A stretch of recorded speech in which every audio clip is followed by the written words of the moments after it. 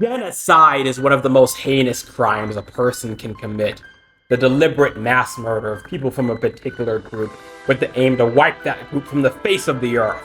Only the most heartless, vile, disgusting, truly despicable individuals would ever even consider doing such a thing.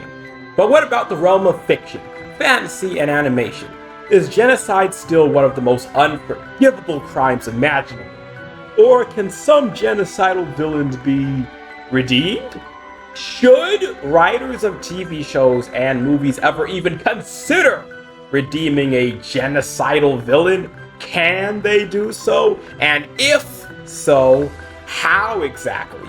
Let's explain all these questions and more as we dive into the world of genocidal villains in animation.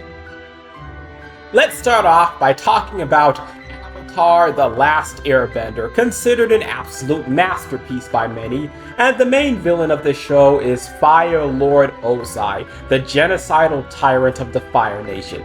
Ozai's goal is to continue waging war against the other territories of the world until he has completely conquered them all. He's a genocidal, psychopathic, child-abusing, mass-murdering war criminal with no redeeming qualities whatsoever. But he's still a human being. But despite clearly being irredeemable, Aang, the protagonist of the show, is willing to at least entertain the idea of Ozai being reformed out of, in my humble opinion, a naive and misguided desire to preserve his people's culture of non-killing. But there's gotta be another way. Like what? I don't know. Maybe we can make some big pots of glue, and then I can use glue bending to stick his arms and legs together so he can't bend anymore. Yeah, then you can show him his baby pictures and all those happy memories will make him good again. Do you really think that would work? No! I know that Aang's airbenders were all slaughtered and whatnot, but come on, Aang, the Fire Lord has got to go down. Bury that clown 6 feet underground, thank you very much. This goes against everything I learned from the monks. I can't just go around wiping out people I don't like. Sure you can. During the ending climax of the show, Ozai attempted to use the power of Sozin's comet to commit mass genocide against the entire Earth Kingdom. He is confronted by Aang, who once again foolishly entertains the idea of Ozai changing his ways. Please listen to me. We don't have to fight. You have the power to end it here and stop what you're doing. Ozai, of course, refuses, and the two start throwing hands. During the battle, Aang selfishly passes up on the chance to take out Ozai by redirecting his lightning, while the entire fate of the Earth Kingdom citizens continues to hang in the balance. And yes, I know Aang is just trying to preserve what little remains of his murdered people's own culture and yada yada yada, because he's the last airbender and whatnot. But the Earth Kingdom citizens are about to be wiped out themselves, and Aang is out here rolling the dice with their fate. In the end, he still stubbornly refuses to unalive the Fire Lord, instead opting to simply take his bending away instead, leaving him to rot away in prison for the rest of his life as a powerless man, instead of dying in battle, which arguably would have been a more merciful fate. Avatar: The Last Airbender shows us an irredeemable, genocidal villain that remains unrepentant despite the hero's efforts, leaving Aang to take the alternative route to defeat him to maintain his own personal moral convictions. The idea of redeeming Ozai is mentioned but completely scoffed at, and rightfully so. But to be fair, it's not like Ozai was a very complex villain or anything, especially compared to his children Zuko and Azula when they were antagonists. Ozai is basically just Fire Hitler, but that's all he needs to be for the story to work. But what if a story had a more complex genocidal villain? Could they be redeemable then? Let's talk about Lord Shen from Kung Fu Panda 2. In the world of Kung Fu Panda, Lord Shen was responsible for committing a mass genocide against the entire panda species, which is the equivalent of attempting to wipe out an entire ethnic group in this world. You see, Shen's parents invented fireworks for entertainment, for amusement, for fun, but Shen, oh no. He wanted to use them for evil. Worried about their son's ambitions, Shen's parents asked a soothsayer what would happen if he continued down this dark path, and she foretold that Shen would eventually be defeated by a warrior of black and white. Upon overhearing this, Shen assumes she is talking about a panda and takes his wolf army to wipe them all out. Upon returning home and proudly announcing his crime, Shen's mortified parents banish him from the city as punishment, leaving Shen to crash out, promising that he will return and take over all of China. But once he's finally ready to get his plans of conquest really rolling, he finds out that a certain panda, Po, survived his genocide, and he spends the rest of the movie desperately trying to escape his prophesied fate and kill Po, who faces the trauma Shen inflicted on him as he tries to stop the murderous peacock. From that summary alone, Shen does not sound like a redeemable villain, but unlike Ozai, there is a deeper level of complexity to his character. We see this most clearly during the scene with the soothsayer, where she tries to convince Shen to stop his plans. When the old goat brings up his parents, Shen replies with, "My parents hated me. Do you understand? They wronged me, and I will make it right." But when Soothsayer clarifies his parents in fact loved him so much that they died from grief after banishing him, Shen pauses for just a moment. But he ultimately decides to keep moving on with his plans as he believes he has come way too far to stop now. Ultimately, all Shen really wants deep down is happiness, along with the very thing that Po gangs in this movie: inner peace. But does that character depth make him redeemable? Well, considering he was willing to throw away the lives of his own loyal men if that gave him a bigger chance of killing Po, a line that even the boss wolf wouldn't cross, I'm going to say no. However, much like Aang tried with Ozai, Po does try to push Shen in the right direction. After his defeat, Shen asks Po how he managed to find peace despite his trauma, and Po replies by saying, "You gotta let go of that stuff from the past, because it just doesn't matter. The only thing that matters is what you choose to be now." And of course, Shen confirms his irredeemable nature by attempting to murder Po one last time. His efforts ultimately result in his own demise, which Shen closes his eyes to accept, finally obtaining inner peace in death. So, Shen doesn't redeem himself, and no, I'm not counting Shen's spirit bowing to Po along with the other villains at the end of Kung Fu Panda 4 as redemption, since that was just bad writing. Anyway, despite Aang and Po's efforts, both Fire Lord Ozai and Lord Shen were proven to be irredeemable genocidal villains, despite the latter being more complex of a character than the former. So far, it looks as though genocidal villains cannot be redeemed. But what happens when the writers decide to try and redeem them anyway? Let's talk about White Diamond from Steven Universe. But before we continue, if you are enjoying this video so far, please consider leaving a like, clicking the subscribe button, and tapping that bell for notifications, as it really helps out a whole lot. Please and thank you. Now, let's continue.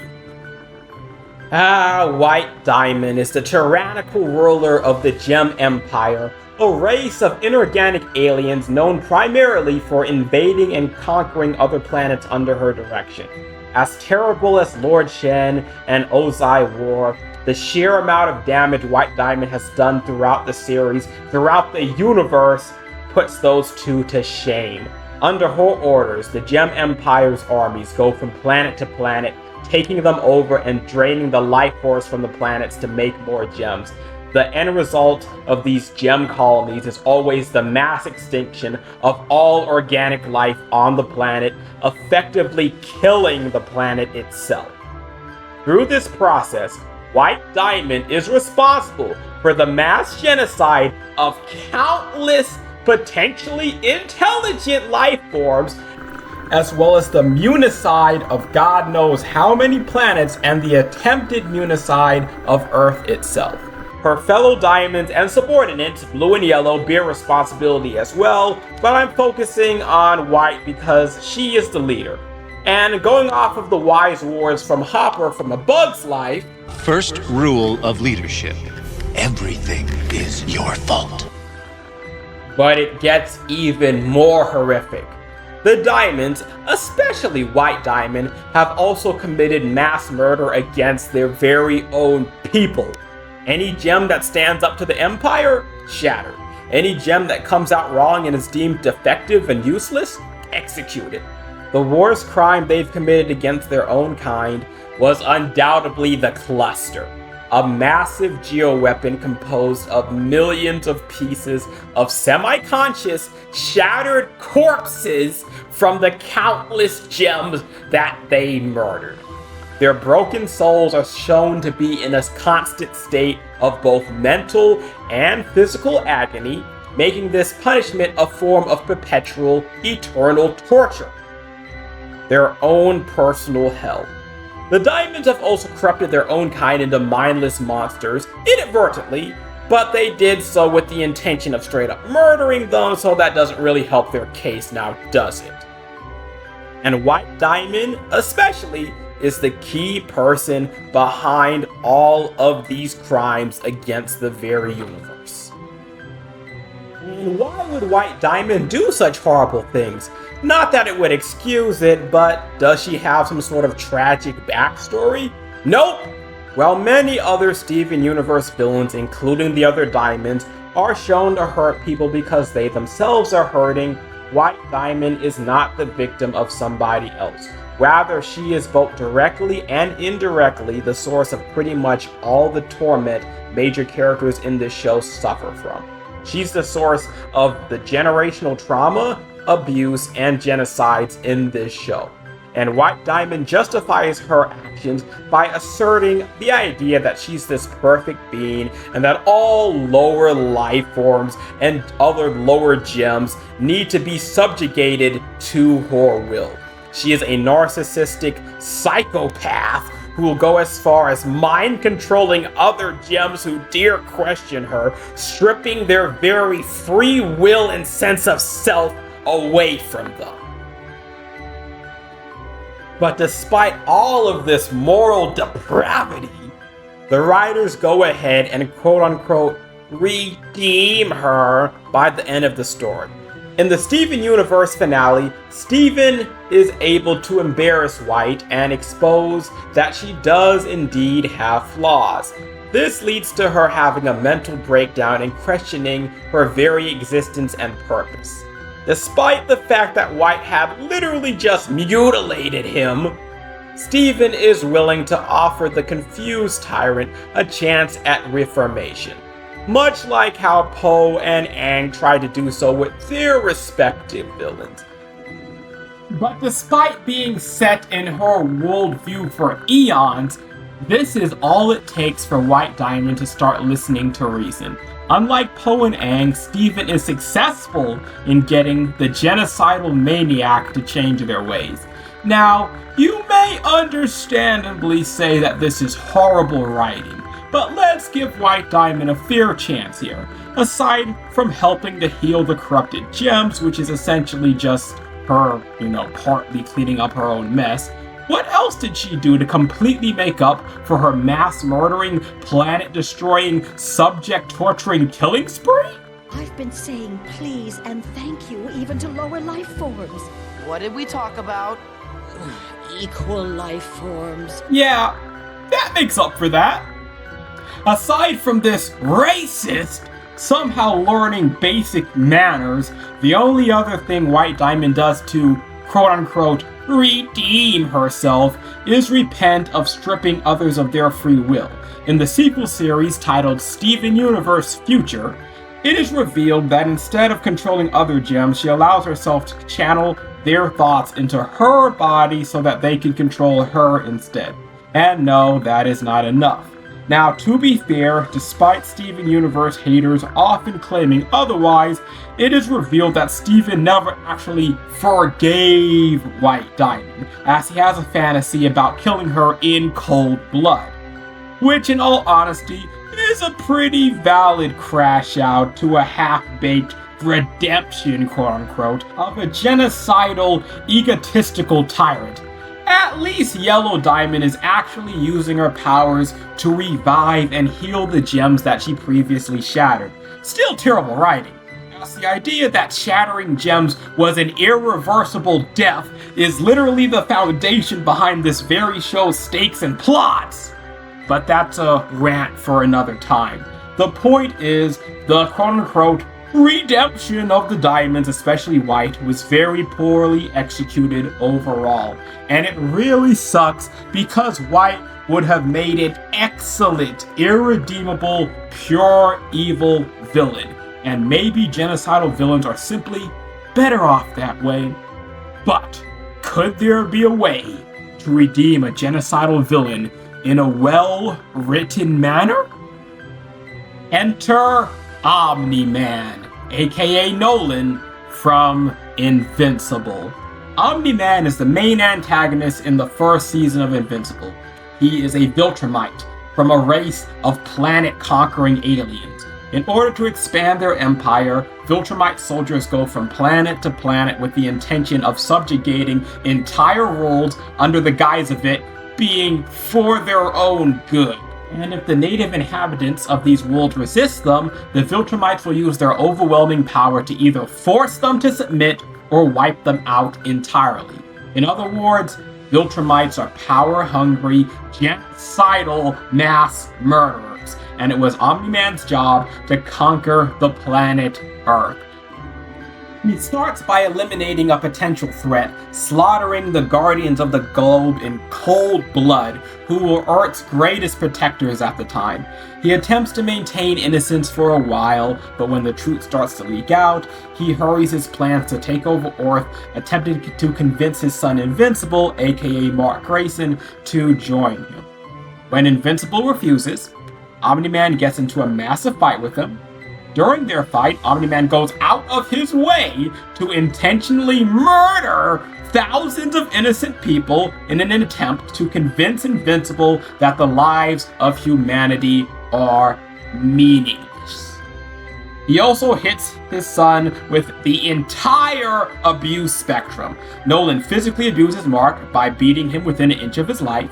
He emotionally abuses him by guilt-tripping him, blaming his resistance for the deaths of the people that Nolan killed, and he mentally abuses him by trying to gaslight Mark into thinking that conquering Earth would be the best thing for the planet.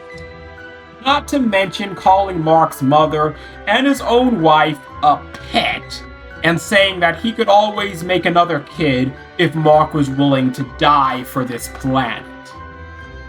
Mark does try to get through to his dad, just as Avatar Aang, Dragon Warrior Poe, and Steven Universe tried to do with their own villains, and Mark eventually succeeds, resulting in Nolan abandoning his mission and fleeing the planet. I'm a show-only watcher, so I won't be getting into the comics, but by the end of Season 3 of the show, it is very clear that Omni-Man is now on the path to redemption. And while there are obviously going to be some people that are going to take issue with it, the idea of Omni-Man being reformed and eventually redeemed seems to be generally well accepted within the Invincible fandom. While White Diamond's redemption is considered one of the worst writing decisions in all of modern animation. Why is that, in spite of Nolan's abuse, his mass murder, and the clear planet-conquering similarities between the Viltrum Empire and White Diamond's Gem Empire? Why is it that Nolan is considered a great, well-written character, while White Diamond is considered a trash character? Why is that? Well, the first main difference is that Omni-Man's reformation is paced in a slow and gradual manner. His feelings of remorse start at the very end of Season 1, and he doesn't get fully on board with standing up against his empire until the end of Season 3. During this time, he learns to value life forms that he previously considered to be inferior by spending time on a planet of bug people. When he is captured by the Empire and sentenced to death, he originally opts to accept his fate, but Alan the Alien, the GOAT, one of the best characters of Invincible, for sure, eventually manages to convince Nolan to join the fight and outright stop the Viltrum Empire, and the two of them engage in a prison escape together. Afterwards, Omni-Man reveals to Alan that the key to stopping the Empire is taking advantage of the fact that there are only a few pure-blooded Viltrumites left in the universe, and his revelation of this secret fully puts him on the path to actively opposing his people, which I'm sure we'll see more of in Season 4. In contrast, White Diamond's reformation is extremely rushed. She goes from stripping away the very free will of everyone to listening to Steven all in the span of the series finale. She barely has any character arc whatsoever, and the minuscule changes we do see in her character during the movie and Steven Universe future are simply too little, too late. It's also worth noting that unlike White Diamond, Omni-Man may actually be able to make up for his horrible crimes, as bad as they are. Both Omni-Man and White Diamond are responsible for conquering and killing countless planets and committing multiple genocides throughout the universe. However, by joining the fight against the Viltrum Empire, Omni-Man would be helping to save countless more planets and countless more species from Viltrumite rule and genocidal consequences that result from defying that rule. Taking down the Empire would also mean liberating planets that were already under Viltrumite control, spreading freedom across the universe. And of course, defeating the Empire would also protect Earth, the very planet Nolan was originally set to take over. Now, only time will tell how much Nolan will actually redeem himself, but in universe there are probable ways that he could actually be redeemed, as in he could actually do enough good to overshadow, or at the very least he could do more good than he did bad. Because obviously the people of Earth are never going to forget about Omni-Man's crimes, let's be real. But at least he can do more good than bad, hopefully. So that brings us to the question, should you redeem a genocidal villain? Generally speaking, I wouldn't personally recommend it. As a writer, you generally want to only redeem villains whose crimes wouldn't be considered absolutely unforgivable by the most of civil society. Even Omni-Man admits that he doesn't deserve forgiveness. What I did on Earth was unforgivable. But if you are going to redeem a genocidal villain, then consider following these tips. 1. Make sure that you give them an actual redemption arc, instead of trying to redeem them in like 2 seconds. This means you generally shouldn't redeem end goal, final boss villains like White Diamond, because chances are you are not going to have enough time to fully, gradually flush out a satisfying redemption arc. 2. You probably shouldn't try to redeem the leader of a genocidal organization or empire. It is much easier to redeem the lower ranking villains because they don't bear as much responsibility as their superiors. In other words, redeem a Zuko. Don't redeem a Fire Lord Ozai. Redeem a Peridot. Don't redeem a White Diamond. Redeem an Omni-Man. Don't redeem a Thrag. Give the boss wolf a slightly redemptive moment where he refuses to obey Lord Shen's order to fire his weapon at the risk of killing his own men, but don't redeem Lord Shen himself. And finally, if you are going to redeem a genocidal villain, make sure that the good they end up doing will actually outweigh their previous heinous actions. Keep these tips in mind, and you may just be able to write a redemption arc for a genocidal villain without being bashed for horrible writing. But overall, just stick to redeeming villains guilty of lesser crimes. Thank you guys so much for watching. Do you think genocidal villains can ever truly be redeemed? Let me know in the comment section below. Like, subscribe, and share the video with a friend if you enjoyed it, and peace out.